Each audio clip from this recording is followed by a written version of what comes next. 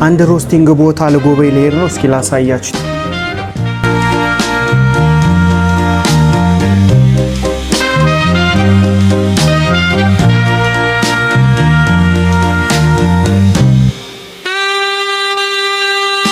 በነገራችን ላይ አሁን የምሄድበት ሮስቲንግ ቦታ አገር ውስጥ ፍጆታንም ጨምሮ ለውጭ ኤክስፖርትም ሮስት እያረጉ የሚያቀርቡ ድርጅት ነው። እስኪ ማን ይሁን ምን አይነት ድርጅት ይሁን አብረን እናያለን።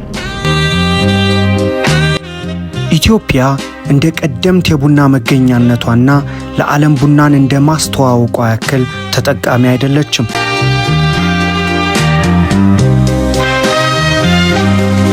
ከ45% በታች ኤክስፖርት ከሚደረገው ቡና ባለፈ 65% የሚያክለው ቡና ለሀገር ፍጆታ ሲቀር ተገቢውን ጥራትና ደረጃውን ጠብቆ አይደለም ለሕዝባችን የሚቀርበው።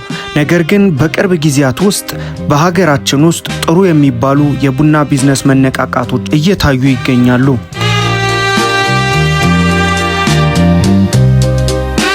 በኤክስፖርቱ አዳዲስ ነገሮች ከኢትዮጵያ ለዓለም ገበያ እየቀረቡ ነው።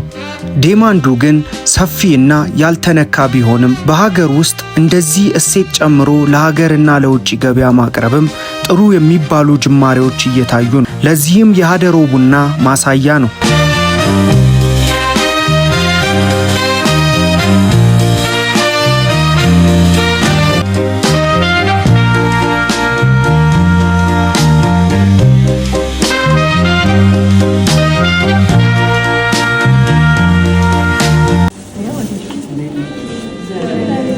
እንደኔም ጥናትና እይታም የሎካል ቡና እሴት ጨምሮ ለሀገርና ለውጭ ገበያ ማቅረብ ከመነሻም ካፒታል አኳያም ከቢዝነሱ ቅለትም ከትርፉም አዋጭ ነው ብዬ አስባለሁ።